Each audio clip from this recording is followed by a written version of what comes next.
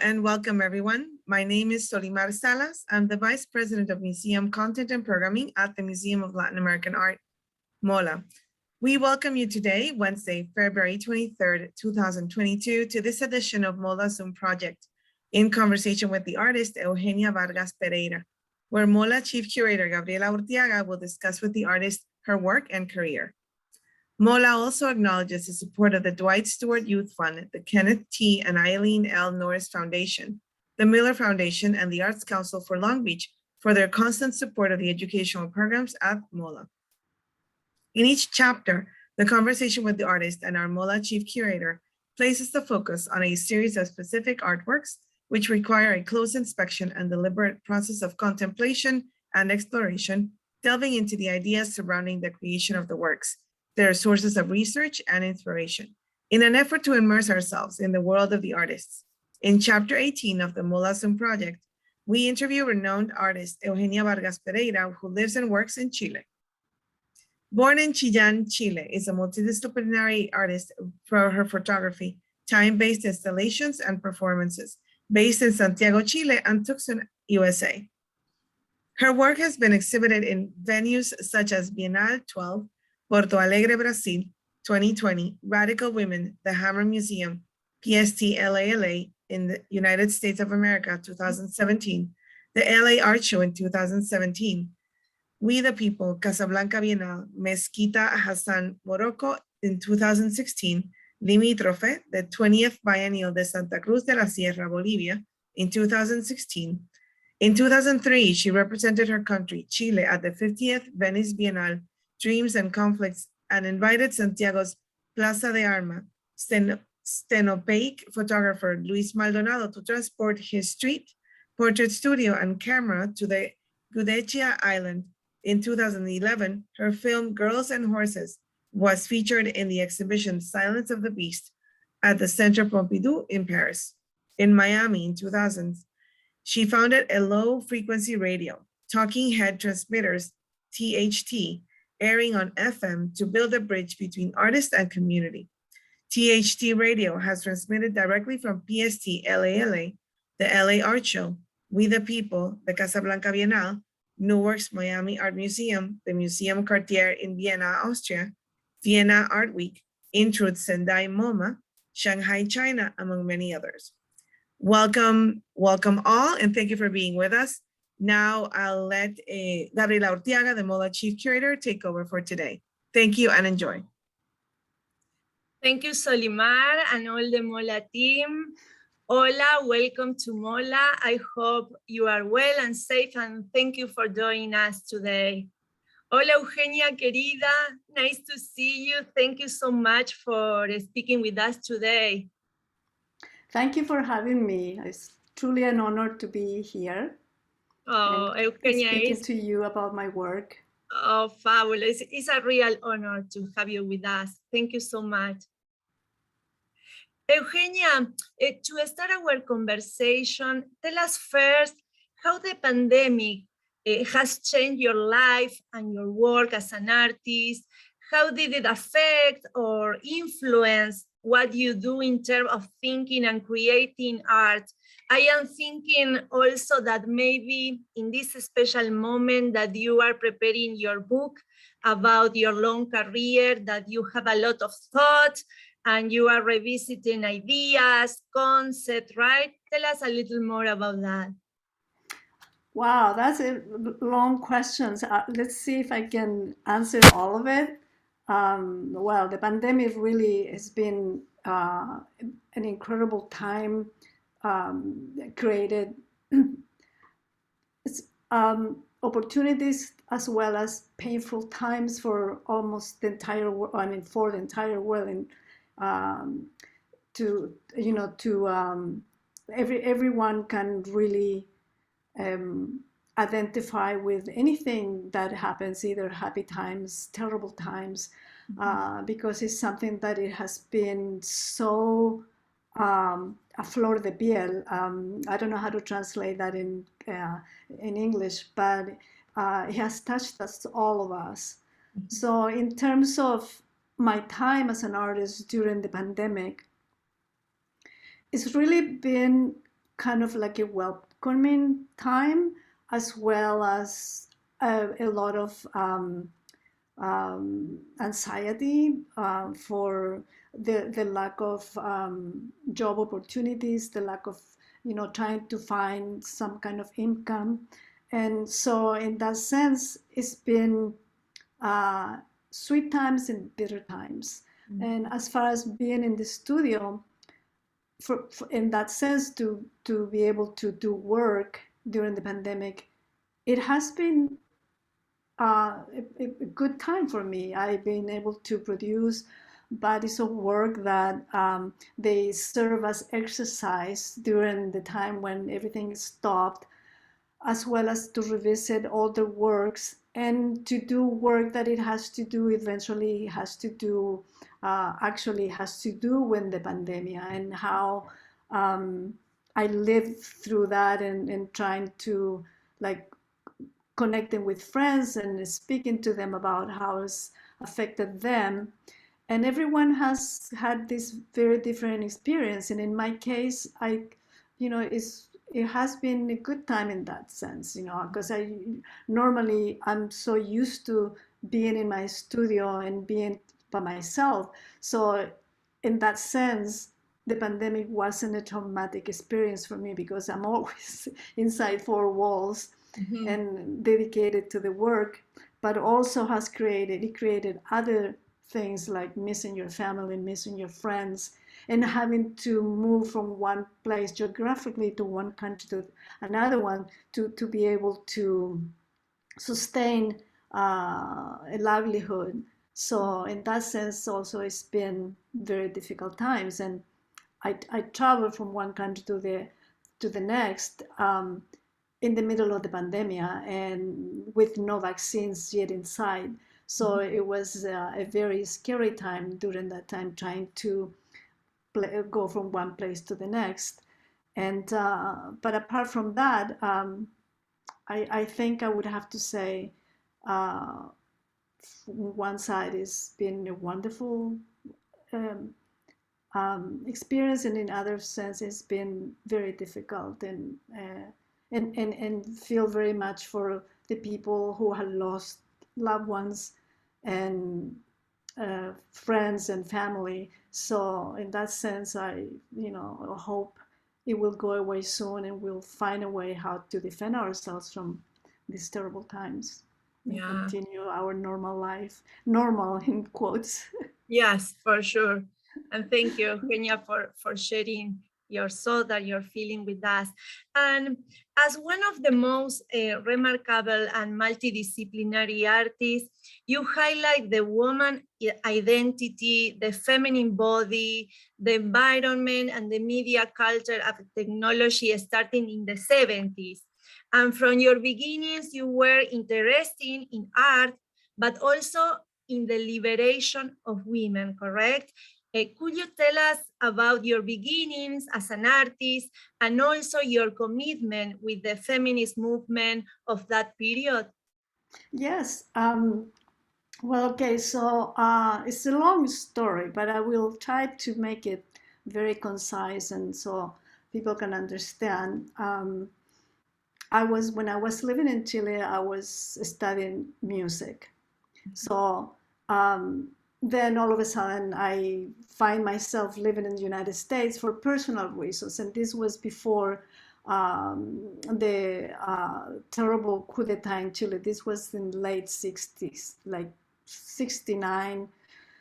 And so I moved to the United States, and I come with this background in music. And then through my first year when I arrived in the United States, which it was in Chicago, I encountered the feminist movement.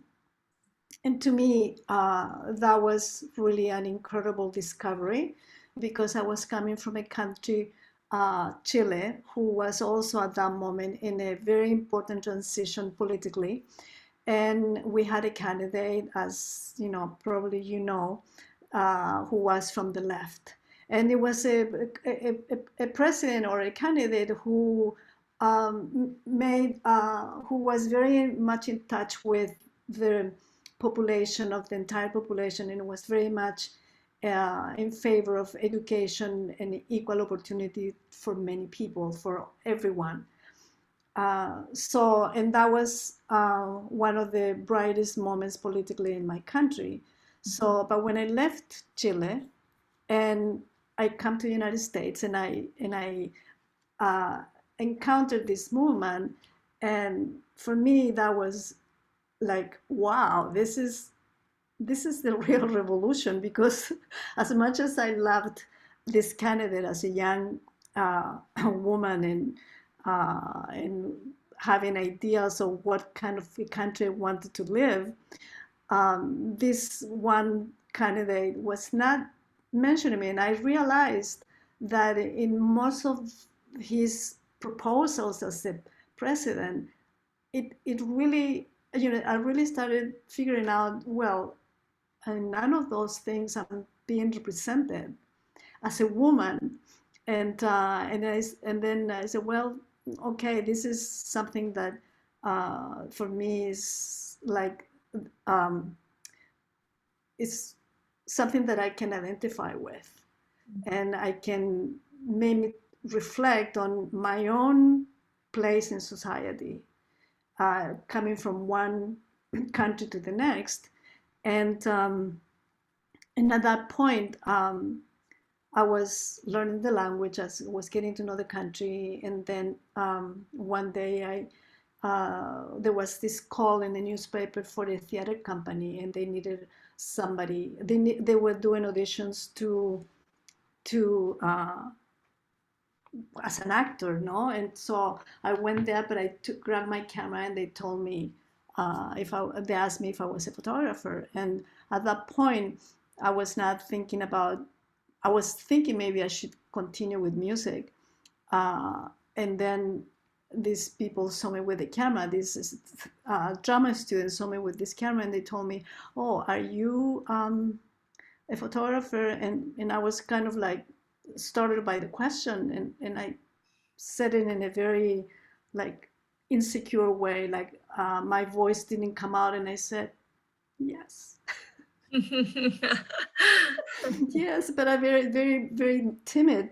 So then, okay, then you're gonna we need someone who's gonna, if we're thinking about doing a catalog. Okay, so to make this long story short, I go home and I ask a friend, I just did something terrible. Help me out. They asked me if I was a photographer, and I said yes. And I've never been into a darkroom. I've taken pictures, of course, but not seriously. Yeah. And she said, don't worry, I'm going to introduce you to the high school teacher. And so he told me, just go home, go out in the country, whatever, take pictures, bring me the roll of film, and I teach you how to take this how to develop. And so I did that, and then obviously that was the most decisive moment that I've had, my own decisive moment.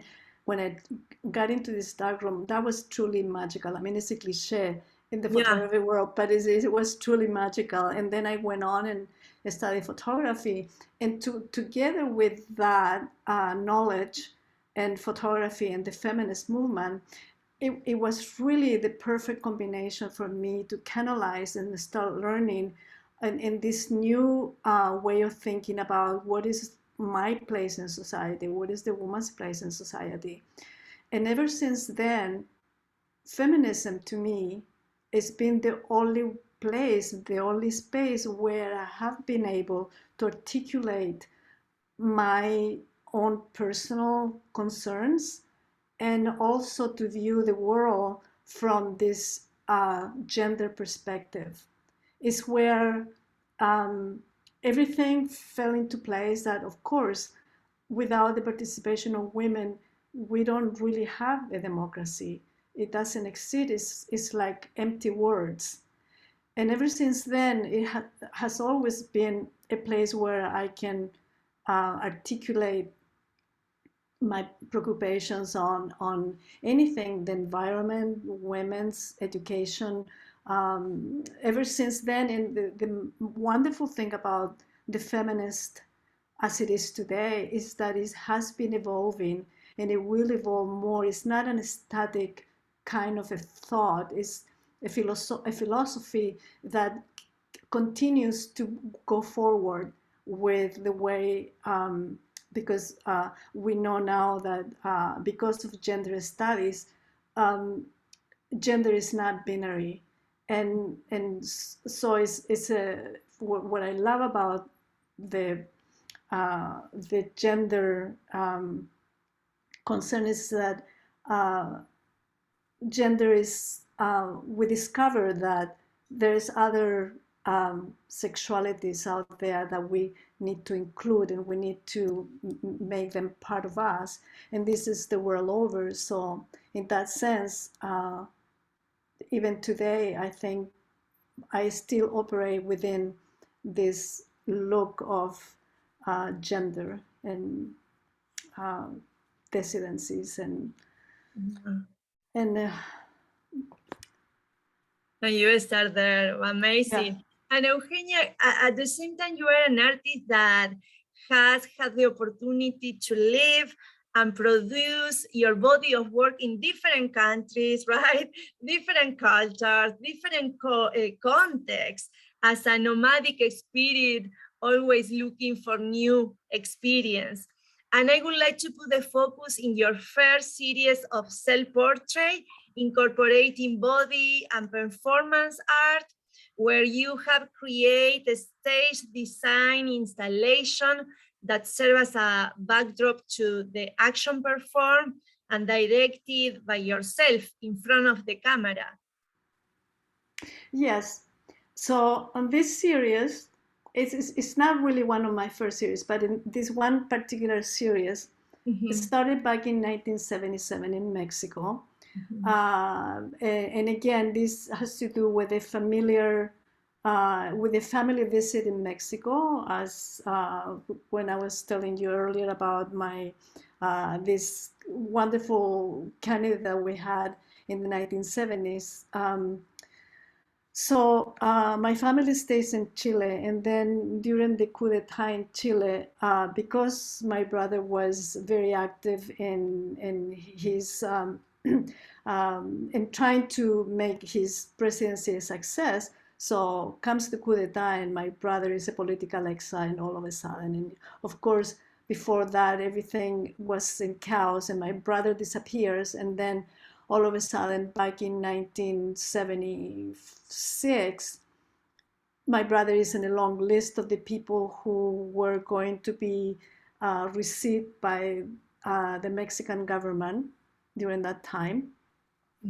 So I went to visit him in 1977, and that's how I started this one series. This one particularly, these 3 photographs are not from that 1970 period, they are later, because I go visit my brother, stay there about 5 weeks, come back to live in the United States, and start doing other works that it has to do also with the environment and with the self-portraits.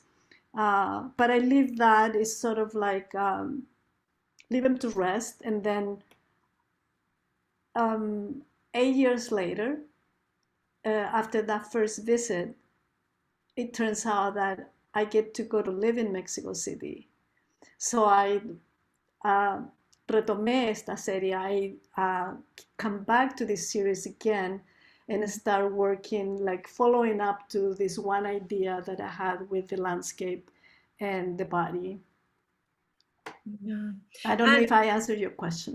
Yes, for sure. And you are a photographer, performance, video art, and you at the same time are an aware artist with your time and a research that work with a strong conscious about the footprint in the earth.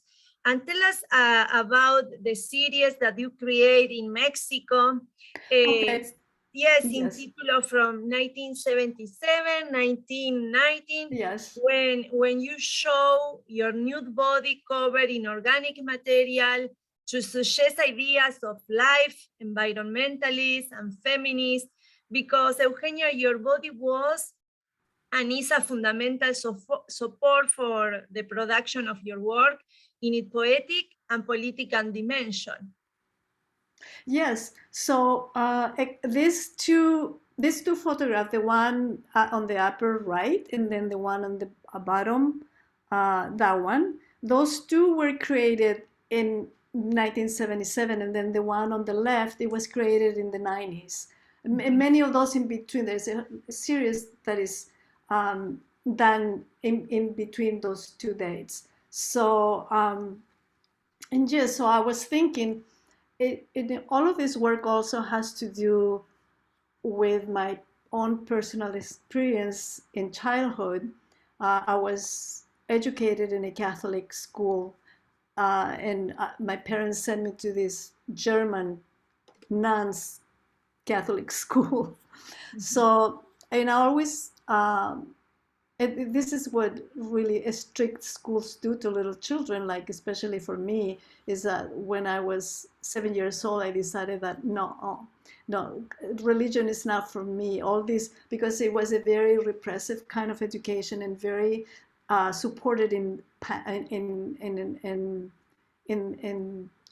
do you say, en el temor, apoyada en el temor y en el miedo. In the fear. In the fear. It was kind of like to fear, you need to fear God, because if you're not good, you're going to go to hell and all of that. So that was, for me, it was a kind of like a very violent reaction as a kid, that I don't want that God. Please take me away from this. I don't know who that person is. I always thought of God being a person, and I don't want that. So since and then after reflecting back when I was older and already having knowledge of feminism and knowing exactly how this nuns and how the Catholic Church operates, mm-hmm. I just started reflecting and, what are the answers that I was looking for when I was a child or as an adult? And the answers if you want to talk about in a spiritual life, I didn't find those spiritual questions in Christianism. Mm-hmm. So for me, it was very important to focus as an older person in the indigenous history and their beliefs about the cycle of life. Mm-hmm. And to me, that was much more satisfying, and it made complete sense that if you follow the cycles of the earth, then your body will also be in tune with those cycles. So this was very much inspired by that traumatic personal experience, and then finding a way how to come to terms with my life and how to view the world in a different view and in a different way of thinking also, and for me to do it with this feminist perspective, it really helped me to find this place in the world, and it's been like that ever since. And all of my work really up to today, it always has the environment in mind. Yeah, Eugenia, and the next series from 1990-1991 in color is clearly a reflection of your activism through the art. Could you tell us about your message in this particular portfolio, where the pictures becomes a political commentary of the situation of your hometown Chile under the dictatorship of Augusto Pinochet from 1973 to 1990? Yes, so I was telling you about the Earth series, and at this time when I go back to Mexico City, I discovered that Mexico City didn't have water. To this day, doesn't have water. All the water that is consumed in Mexico is brought in. So, and I was doing black and white photography. So then all of a sudden I discovered, by then I was always pointing the fingers to somebody else. Oh, but you can't do this, you can't use the water because this is really, really a waste. But then then a light went on in my own practice, and I said, well, okay, so I am a photographer, and the first person that I should be pointing the finger at is at me. It was really a revelation when I discovered that, okay, so what am I doing making black and white photographs and having my practice in the dark room and disposing fresh drinking water in order for me to create pristine black and white photographs. And it didn't make any sense for me to do that. And then all of a sudden I said, I need to stop that. I need to be really, I had a double standard. I was practicing a double standard, and I pointing the fingers to somebody else, and I was the first one that I needed to look into it. Wow. So I changed my practice. I've changed from black and white to color, and the color would be sent to a commercial lab. And of course, when I was working in black and white, I was doing my own printing. But I wanted to stop that practice, even though I love black and white photography. I needed to make that sacrifice and do color and start doing practicing what I preach. And so I focus on these color photographs, and also it had very much in mind the identity and the ironic aspect of the passport in Chile that is got the color red. And then I love the red. So, but then during the research, the color red has a lot of symbolic meaning. And one of the symbolic meanings for the red in the passport is that red is always the communist color. Yeah. So during the dictatorship was when they changed the color of the passport, they changed it to blue because it doesn't have anything to do with the communists, and also because it was obviously a response to we saved the country from this communist president that Chile was going to have. So that is the comment with the color, to put the portrait in the back of the frame, a white frame, and the identity, the Polaroids turn to the black side. Yeah. Because also it's kind of like an annulment of the face, an annulment of the body, an annulment of is what more or less like the censorship that was going on in the country during the 70s and 80s. Mm-hmm. So that was kind of like a response to that. And as well as the picture below, it all has to do also with, my own identity. And this has to do with confinement, atada, ¿cómo se dice? ¿Cómo se dice atadura en inglés? Jorge. Atadura, or repressed, ties, or restriction, mm-hmm. and the idea of memory. So in this case, kind of like I grew up with horses, and I'm referencing here that childhood memory of the saddle and the little horses, the toy horses. So this is a kind of like a comment on the identity and memory. They're so powerful, Eugenia. And you first perform in your studio and then decide to connect your body directly with the landscape. And of course, the landscape acts as a stage for your body, of your search and question, creating a powerful narrative of complaint. You also work on other series talking about animal cruelty, providing the violent treatment that women receive in society, and work against pollution of the environment. Can you tell us about your creative process during your long career and how you prepare the scene for this creation? And we can put the focus in the next selection. Okay, so throughout my career, really, the body and the environment has been my main preoccupation. And could you repeat the question again, because it was kind of I couldn't grasp everything you told me.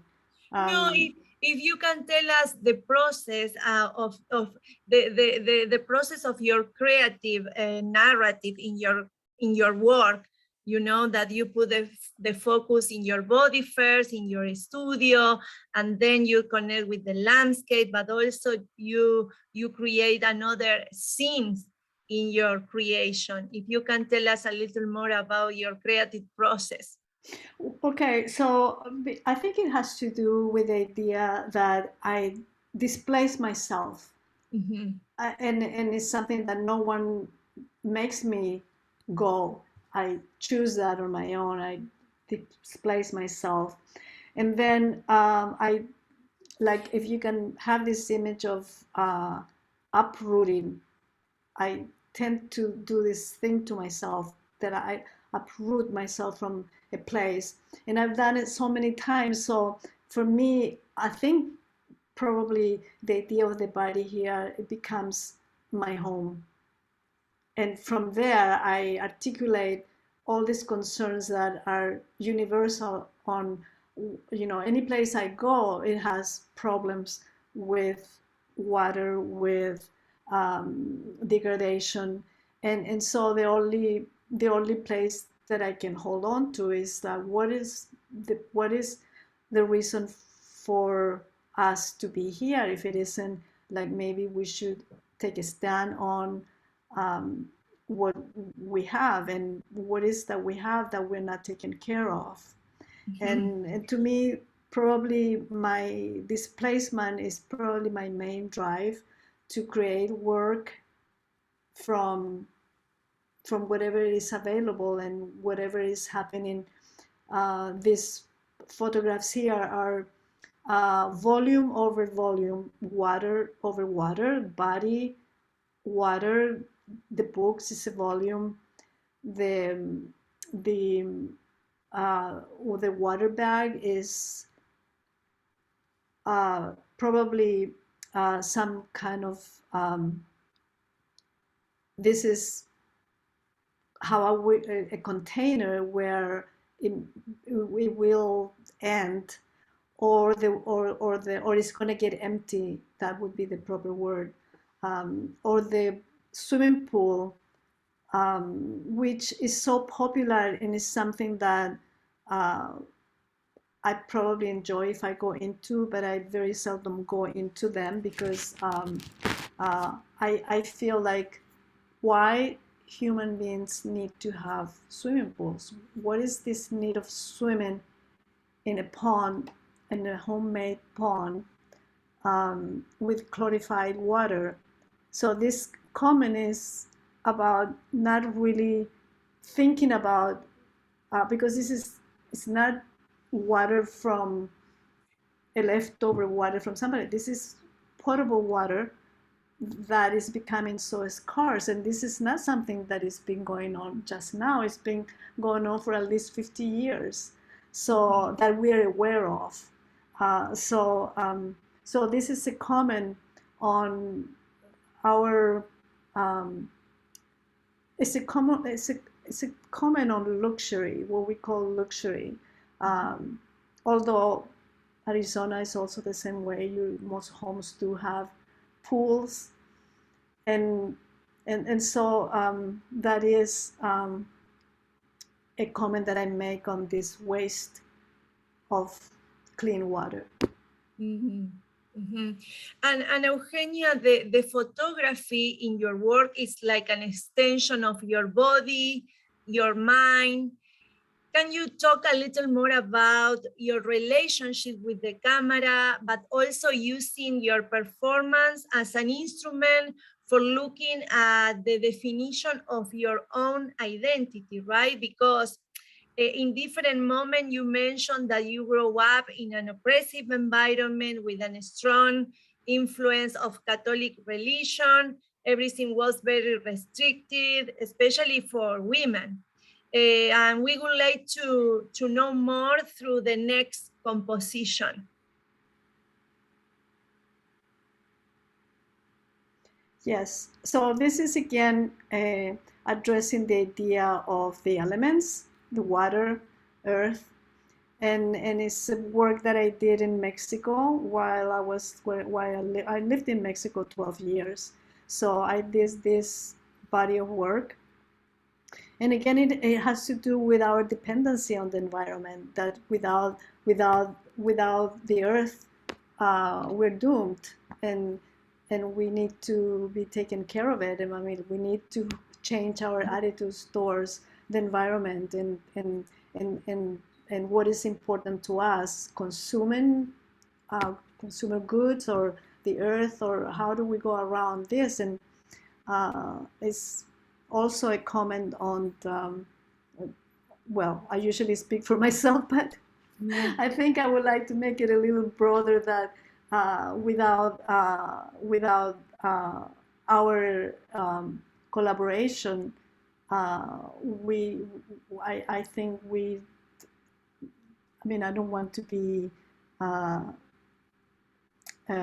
so pessimistic about it, but I'm truly afraid that we won't have a planet left for our future generations. And the body for me has been so instrumental in being able to address those issues, because we're gonna, we're doomed to this behavior that we have as consumers. And the body's also been, the camera for me has been the perfect instrument, because it's something that I can carry with me at all times. And even now, it's even, I always carry the iPhone with me. And for me, that is always doing the exercise of making comments with the image, and continue it's probably, kind of obsessive about it, but it has given me so much freedom to be able to articulate all these concerns about the place that we all have in this planet. And the camera is, I don't want to repeat cliches of how democratic the camera is, and we all know, and it's wonderful that people become more aware and being able to also make their own archives of what is it that they can contribute to in their own ways. Yeah, and Eugenia, what is your relationship with your potential audience, your potential public, because you want to generate collective reflection through your work, right? Well, well, hopefully, I don't know, the message is clear, and I think probably I don't doubt, because most of the audience that I have is the art audience. So for me, it's very important that also people who are not part of their community are also exposed, or I would like to make a bridge through art with the non-art public, and I think there are a lot of people who are willing to spend time and also maybe have questions. Like my work is all about having questions, ask questions, because I don't know. So and for me, also the camera has been that one instrument where I can ask those questions. And Eugenia, to finalize our conversation for today, I would like to close the analysis of your work with the last selection, Capucha Women, where you reflect through the eyes of the Chilean women who have been marching and protesting for the last year, right? For the right between the actual government in Chile, where the police advance against them every day. Tell us the context of this war where you are sexualizing the women movement in Chile. Okay, so do you mind if I read a little bit about the context of the women, Capucha women? For sure, it will be a pleasure. Okay, thank you so much. Well, this is my latest work that I've done since 2019 and 2020. So this particular series is called Your Eyes Tell the Story. In Castellano is Tus ojos cuentan la historia. And the title in specific is inspired with a poem by the Spanish poem Dulce, excuse me, se me va el nombre, pero I will remember it first. But she died in I think in 2003, and she was very young, and she was a product of his family was a very conservative. Her family was a very conservative Spanish family, and she became a writer, and she was completely opposed to the Franquismo, and she wrote a lot of resistance poetry against the secuelas of the Franquismo era. So anyway, that's the story of the title of this series. So I will read a little bit about it. Yes. The series. So my thoughts and vision in creating this series is to leave the images open-ended with multiple meanings and readings. While these photographs stem from circumstances and contexts that are fundamental and profound, I wanted the final result to transcend the time and walls of this specific protest, and most importantly, to document and to preserve our individual and collective memory. So the October 18 Revuelta started with a mixture of middle and high school students, mostly girls, protesting the rise of the Siwe Fair. So I realized something potent and unique was taking place with this generation, ranging in ages from 14 years old to college-age adults. They were highly informed, had politically and feminist awareness, great concerns for the low salaries and meager pensions of their parents and grandparents. It was hard to ignore these pleas, and very impressive coming from so young and mature women. In the portraits, we can also appreciate an older generation of women who were lucky to have survived as young adults the brutal Pinochet dictatorship in the 70s and 80s. In 2019 and 2020, they were added again by going to protest in support of their daughters and granddaughters.